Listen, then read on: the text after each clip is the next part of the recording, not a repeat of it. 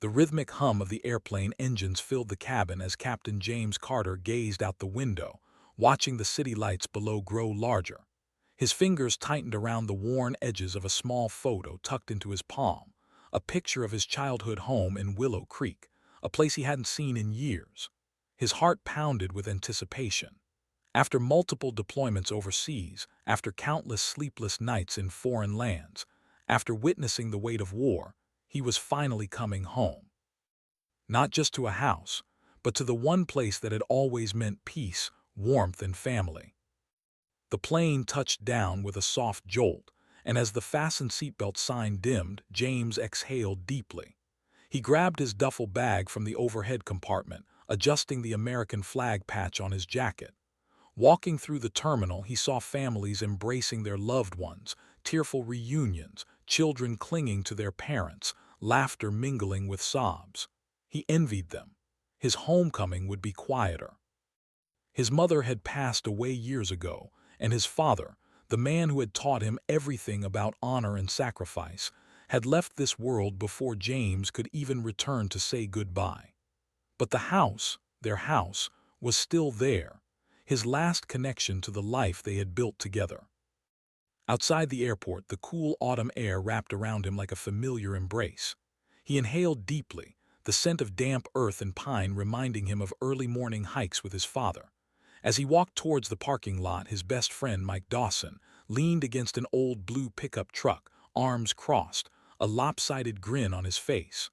"Well, well, look who finally decided to come back," Mike teased, pulling James into a firm embrace. "Welcome home, brother." James chuckled, patting Mike on the back. "It feels good to be back," he admitted. The two men loaded James's bags into the truck, and soon they were on the road. The drive was peaceful, the familiar sights of Willow Creek rolling past the windows like a nostalgic dream. They passed Jenkins' Diner, where James had spent countless afternoons as a teenager, drinking milkshakes and sharing stories with Mike. They passed the old town church, where his parents had once taken him every Sunday. Everything looked the same. It was as if time had stood still, preserving the town exactly as he had left it.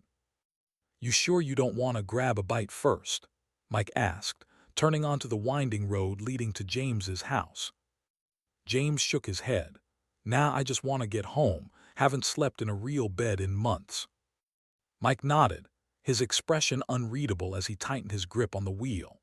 James didn't notice. His mind was too busy painting a picture of the moment he'd finally step inside his house again. He imagined unlocking the front door, hearing the creak of the wooden floors, inhaling the scent of aged books and pine wood. He'd drop his bags in his old room, maybe sit on the porch with a cup of coffee, watching the sun rise over the hills, just like he and his dad used to do. The truck turned onto a familiar street, and James felt his chest tighten with excitement. But as they neared his childhood home, something felt off. The porch lights were on, but the sight that greeted him made his breath hitch in his throat. A car, one he didn't recognize, was parked in the driveway. Toys were scattered across the front yard. A warm glow spilled from the windows, revealing silhouettes of a family inside. Strangers. James frowned, his pulse quickening. "Mike, what's going on?" Mike hesitated, gripping the steering wheel. "James, there's something you need to know." James's stomach sank. Something wasn't right. His homecoming wasn't going to be what he had imagined.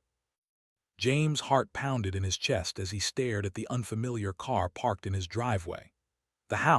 His house stood before him, looking the same yet completely different.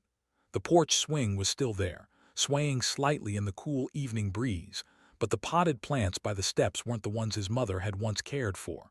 A bicycle lay on its side near the front door, next to a pair of small sneakers. The warm glow from the windows revealed silhouettes moving inside, a family. His family's home was no longer his. "Mike, what the hell is this?" James muttered, his voice tight with confusion. Mike shifted uncomfortably in his seat, gripping the steering wheel as if he wished he could avoid the conversation altogether. "James, I didn't know how to tell you," he started hesitantly.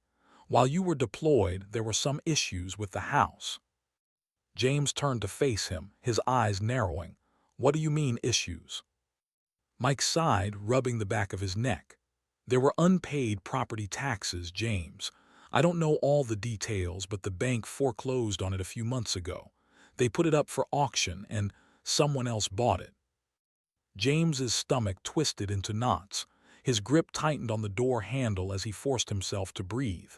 "That doesn't make any sense," he said, shaking his head. "I never got any notices. No warnings.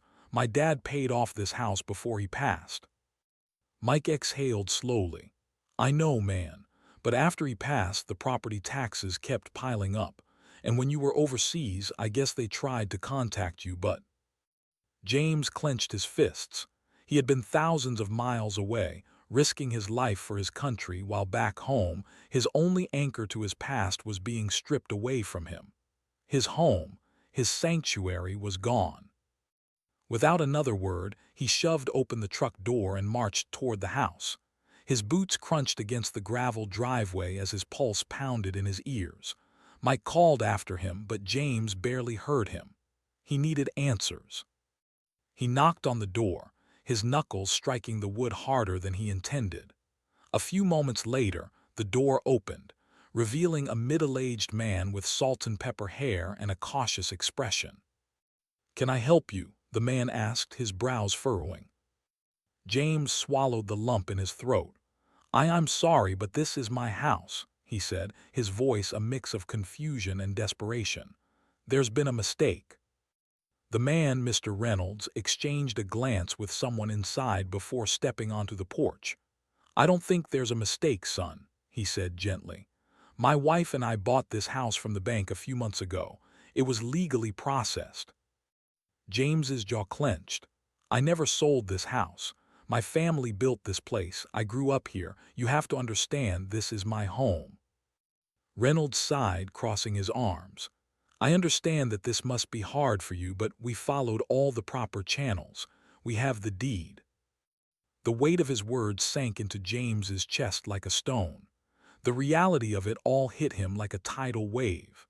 His home, the place that held every memory of his parents, of his childhood, of the life he once had, belonged to someone else now.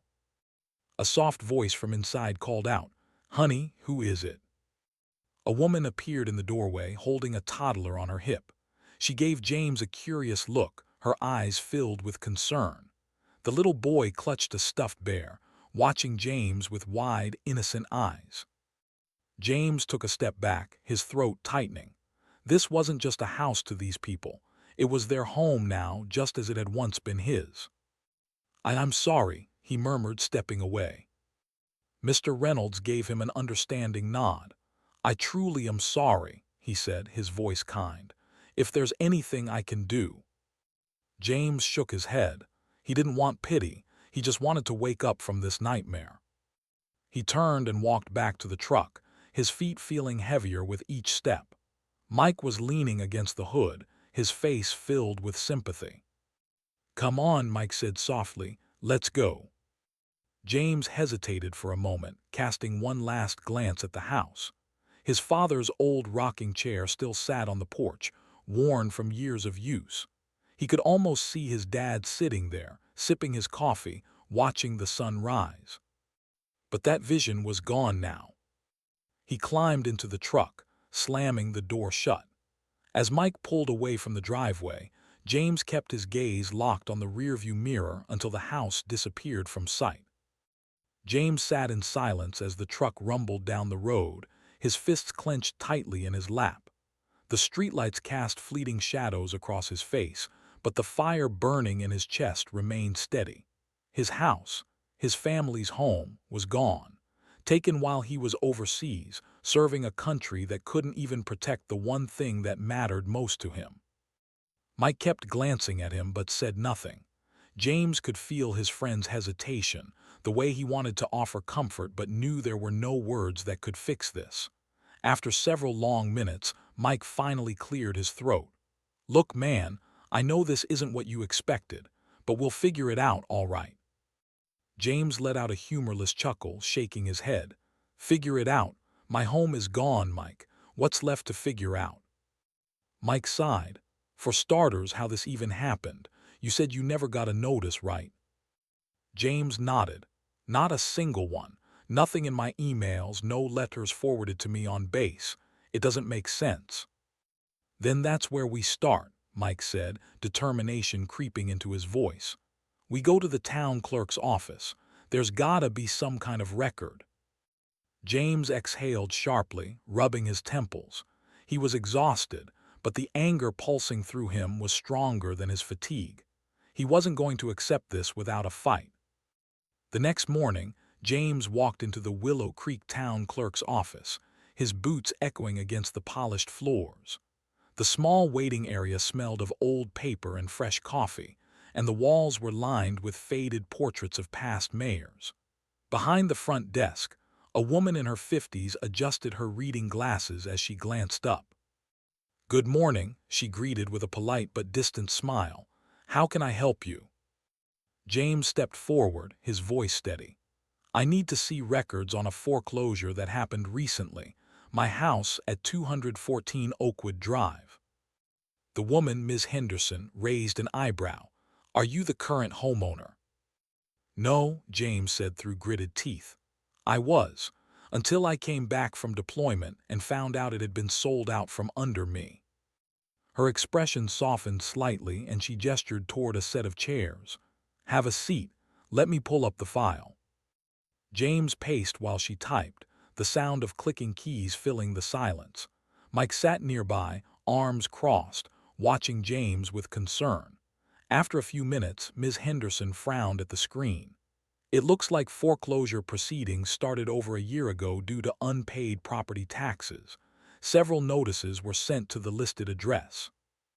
James clenched his jaw. "I never saw a single notice. I was overseas." Ms. Henderson glanced at him over the rim of her glasses. "According to this, the notices were mailed to the house itself. If no one was there to receive them, they would have been returned." James's stomach twisted. "So what, they just decided I didn't exist anymore? No one thought to check where I was?" Ms. Henderson sighed, sympathy creeping into her voice. "It's an automated process, Mr. Carter. If taxes aren't paid and no response is received, the property is seized and put up for auction." James raked a hand through his hair, frustration mounting. "So someone can serve their country, put their life on the line, and come back to find everything taken from them, just like that." Ms. Henderson's lips pressed into a thin line. "I don't make the rules, sir. I just process them." Feeling like he had hit a brick wall, James left the office, his head pounding. The sun was blinding as he stepped outside, but he barely noticed. Mike followed closely behind. "So what now?" James let out a slow breath. "I don't know," he admitted, "but I can't let it end like this." Mike nodded. "Maybe we should check with someone who actually gives a damn. What about the Veterans Support Center? They might have resources or legal help." James hesitated. He had never been the type to ask for help, but he was out of options. After a moment, he nodded. "Let's go." The Veterans Support Center was a small brick building near the edge of town. Inside, the scent of coffee lingered in the air, and the walls were lined with photos of local soldiers, past and present. James had been here before, once, years ago, before his first deployment. It felt strange to return now, as a man whose life had unraveled overnight. A familiar face greeted him near the entrance. Sergeant Williams, a retired Marine and longtime advocate for veterans, stood near a table, flipping through a folder. When he saw James, his face lit up. "Carter, I heard you were back." James forced a small smile as they shook hands. "Yeah, not exactly the homecoming I expected." Sergeant Williams frowned. "I heard about what happened. Damn shame." He motioned for James and Mike to sit. "Tell me exactly what you know." James explained everything, the foreclosure, the lack of notices, the helplessness he felt. When he finished, Williams leaned back in his chair, exhaling through his nose. "Unfortunately, this isn't the first time I've heard a story like this," he said grimly. "Veterans go off to serve and the system fails them back home." James tightened his fists. There has to be something I can do. Williams nodded. There might be. It's a long shot, but I know a couple of lawyers who work with veterans on cases like this. We might be able to appeal on the grounds of failure to properly notify an active-duty soldier. At the very least, you deserve to be heard. James felt a flicker of hope for the first time since he had stepped off that plane. It wasn't much, but it was something. Williams placed a reassuring hand on his shoulder. You're not in this alone, Carter. We'll fight this together.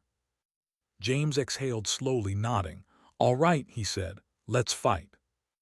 The next few weeks were a blur of paperwork, phone calls, and meetings. James spent his days meeting with lawyers, poring over legal documents that he could barely understand. The words foreclosure, unpaid taxes, and failure to notify swirled in his mind like a storm that refused to settle. His life, his sense of security, his connection to the past, had been yanked away. Every new piece of information felt like a blow to his chest. Mike, ever the supportive friend, was there every step of the way. They spent hours at the Veterans Support Center, meeting with lawyers who had seen cases like James's before, but despite their best efforts, nothing seemed to move the needle. The system was a labyrinth, one where a soldier's sacrifice could easily be overlooked by an automated process. One afternoon, James found himself back at the office of Sergeant Williams. The old Marine was sitting behind a cluttered desk, a steaming cup of coffee in hand. He looked up as James entered, his eyes tired but full of determination. You're looking a little rough around the edges, Carter, Williams said, setting the cup down and motioning for James to sit. James slumped into the chair, running a hand through his hair. Yeah, well, it's been a hell of a ride, he muttered, his voice flat. I get it, son, Williams said with a sigh. I've been where you are. The legal system's a tough beast to fight. James didn't respond. He couldn't find the words. Instead, he reached into his bag and pulled out a thick folder, another stack of documents, each one more frustrating than the last.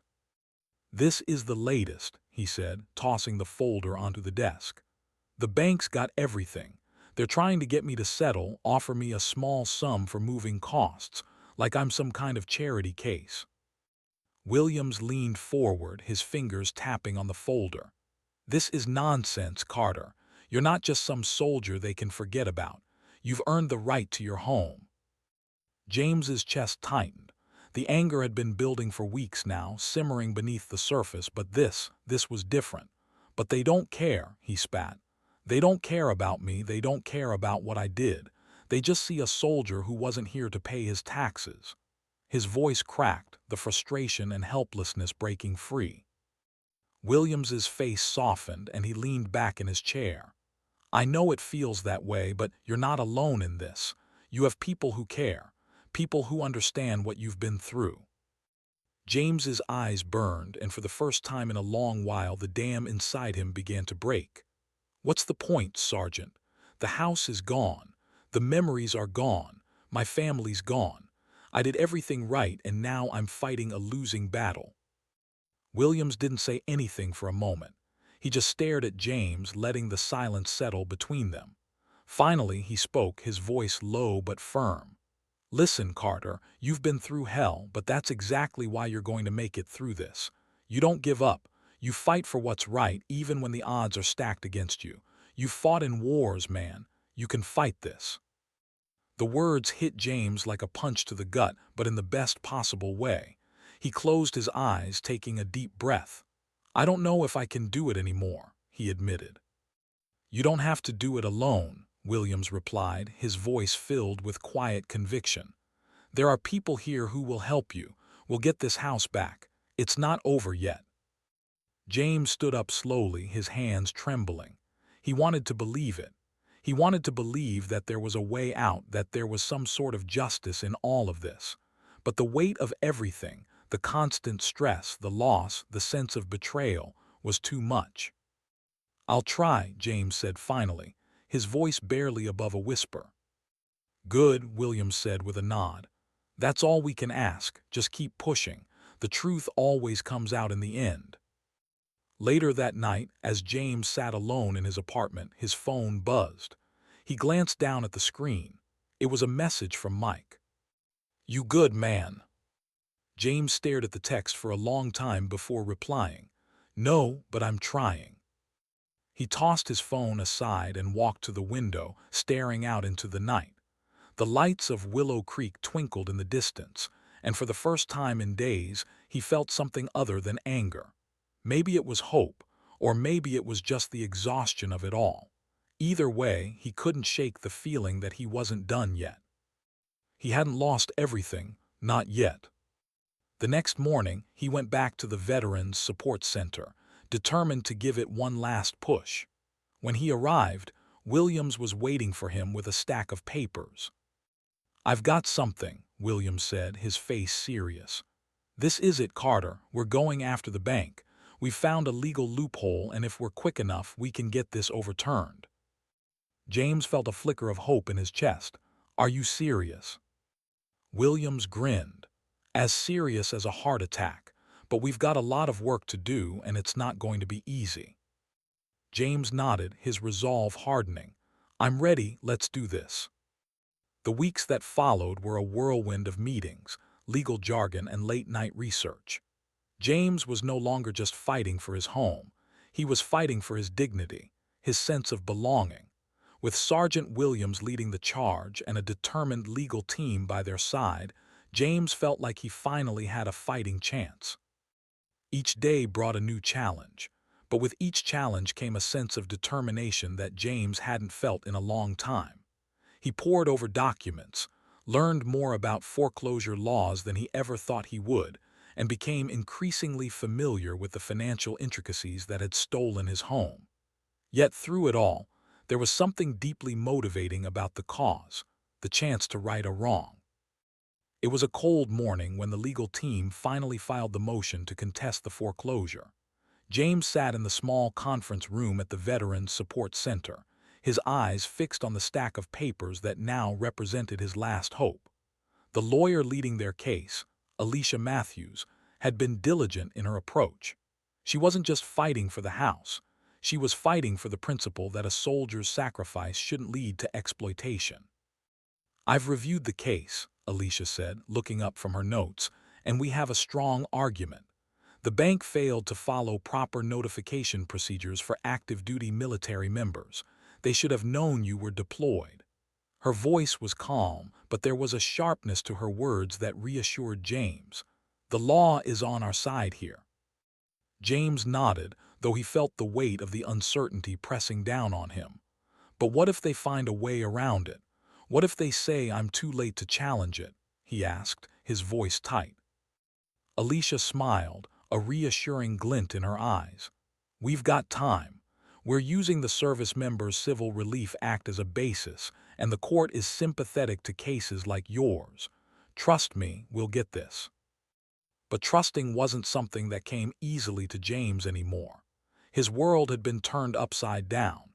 Every system he had believed would protect him, from the military to the government to the banks, had failed him. He'd spent years putting his faith in these institutions, only to have them let him down when he needed them most. The next few days were filled with a mounting tension. James spent hours pacing through his apartment, Mike often by his side, trying to offer words of encouragement that were beginning to feel like empty promises. The court date was set, and the fear of what would happen next loomed over him. The day of the hearing arrived quickly, and it felt surreal as James stepped into the courthouse. His boots clicked sharply against the stone floors, each step echoing through the grand hall.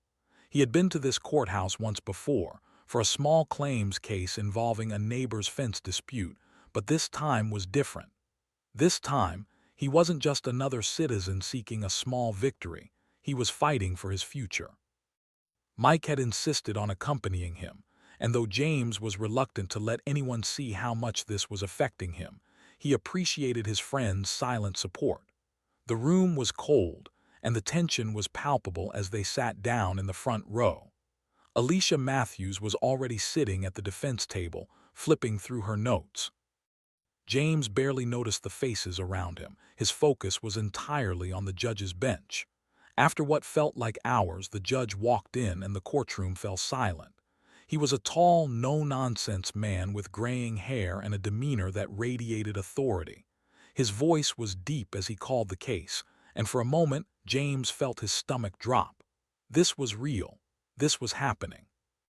"Mr. Carter," the judge began, his gaze settling on James, "you are contesting the foreclosure on the grounds that you were not properly notified of the proceedings due to your military service, correct?" James nodded, his throat dry. "Yes, Your Honor." The judge nodded back, then turned his attention to the opposing counsel, the bank's lawyer, who stood up with an air of confidence.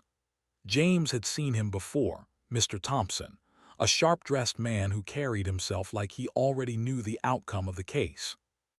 Thompson cleared his throat, addressing the court. "Your Honor, the bank followed all procedures as outlined by the state.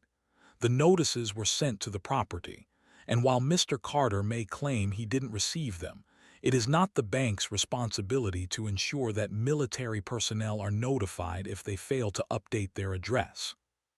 James could feel the blood rising in his face, but Alicia shot him a look that told him to stay calm. She stood and addressed the judge, her voice steady and strong. "With all due respect, Your Honor, the Service Members Civil Relief Act provides protections for active duty soldiers like Mr. Carter. The bank was legally required to ensure proper notification, and they failed to do so. This is a clear violation of his rights as a service member. We are simply asking for fairness." The judge nodded, and the room fell silent again as he began to deliberate. It felt like an eternity to James, but in reality, it was only a matter of minutes before the judge spoke again. "Given the circumstances of this case, I am inclined to rule in favor of Mr. Carter. The bank's failure to comply with the proper notification procedures has caused significant harm, and the Service Members Civil Relief Act provides clear protections in situations like this. I will issue a ruling shortly." The tension in the room dissipated as the judge stood, signaling the end of the proceedings. James felt his breath catch in his throat. It wasn't a guarantee, but it was a win, a small victory in a long battle. Back outside the courthouse, James stood with Mike, feeling a weight lift off his shoulders. The sun had broken through the clouds, casting a golden light over the town. It was a stark contrast to the storm of emotions he had been fighting for so long. "You did it, man," Mike said, clapping him on the back. "This is just the beginning." James smiled faintly. "Yeah, but it feels damn good to win one." A week later, the phone call came. James had been pacing his apartment all morning, his mind still racing from the hearing, when his phone buzzed on the kitchen counter. He picked it up without looking at the screen, already dreading what the news might be. A voice on the other end interrupted his thoughts. "This is Alicia Matthews. Mr. Carter, I'm happy to inform you that the judge has ruled in your favor. The foreclosure has been overturned." For a moment, James didn't know how to respond. The words barely registered. His mind had been preparing for the worst, expecting another round of disappointment. But now, as he stood there in stunned silence, something inside him began to shift. A deep breath filled his chest as the weight that had been crushing him for months slowly began to lift. "Wait, what?" he finally stammered, his voice shaky. "The foreclosure is officially void," Alicia repeated, her voice filled with warmth. "The bank is required to restore ownership to you. You've got your house back, James." He sank down into the nearest chair, his legs no longer able to hold him upright. The sense of relief that washed over him was overwhelming. It felt like an entire chapter of his life was being rewritten in that very moment, like the storm clouds that had loomed so large in his life were finally clearing. I don't even know what to say," he said, his voice hoarse. This is everything. Thank you so much." Alicia chuckled softly. "You don't have to thank me. You fought this fight and you never gave up. You should be proud of yourself." James pressed his hand to his forehead, still trying to process the news. He could hardly believe it, and yet it was real. His house, his home, it was back in his hands. Later that day, James drove through the town of Willow Creek. The streets felt different now, as though the very air had changed around him. There was a feeling of peace that he hadn't known in months, as if the town itself had been waiting for this moment too. He wasn't just returning to a house, he was coming back to the life he had left behind. As he drove past familiar landmarks, the old diner, the park where he used to jog, the local post office, he noticed that something had shifted in the people around him. His neighbors, who had once seemed so distant and unapproachable, now waved as he drove by. He could see the pride in their eyes, as though they had been waiting for this moment too. When he reached his house, it looked the same. The red brick exterior, the porch with the rocking chair his grandmother had once sat in, it all felt like a dream. The lawn, which had been neglected during his absence, was overgrown with weeds, but that didn't matter. It was his. The house was still his. He stepped out of his car, walking slowly up the driveway, his heart pounding in his chest. He reached for the front door, his hands shaking as he turned the knob. When the door creaked open, it felt like stepping back in time, like he was returning to something sacred. Inside, everything had changed. The furniture was covered in dust, and there was an eerie stillness in the air. But in the silence, James felt a sense of belonging. This house, this space, was where he had been raised. This was where his memories lived. The walls seemed to hum with the echoes of the past, reminding him of everything he had fought for. As he wandered through the rooms, his footsteps echoing in the empty house, he thought about everything that had led him here. His time in the military, the sacrifices, the pain, the months of uncertainty, of fighting against a system that had almost taken everything from him. But it was all worth it. He had his house back, but more than that, he had proven to himself that he could never be broken. Not by war, not by bureaucracy, not by anything. The next few days were a blur of activity. James started cleaning the house, clearing out the dust and debris that had accumulated during his absence. It was exhausting work, but it felt good. It was his home once more, and he would rebuild it from the ground up. Mike helped him, of course, offering moral support as well as physical labor. They worked side by side, fixing what needed fixing and making plans for the future. "What's next for you, man?" Mike asked as they took a break on the porch, their hands covered in paint and grime. James looked out at the lawn, taking in the quiet beauty of the moment. He didn't have all the answers. The fight wasn't over, and there would always be more challenges to face, but for the first time in a long time, he felt at peace. "I don't know yet," James said, his voice calm and steady. "But whatever comes, I'm ready for it." The next day, there was a knock at the door. James opened it to find Sergeant Williams standing there, a wide grin on his face. "Figured I'd check in," Williams said, holding out a bottle of whiskey. "I heard the news. You did it, Carter." James laughed, feeling the weight of the past few months finally lift off his shoulders. "I guess we did it." Williams clapped him on the back. "Damn right you did. You don't stop fighting when things get tough. You keep pushing, and eventually you win."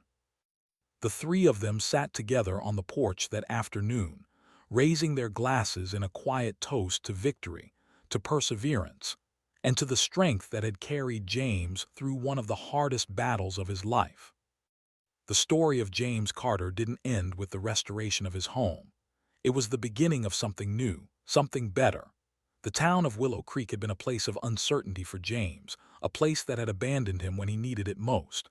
But now, as he stood on the front porch of his house, surrounded by friends and supporters, he realized that this town, this community, was his family. And no matter what the future held, he would always have a place here, a place where he belonged.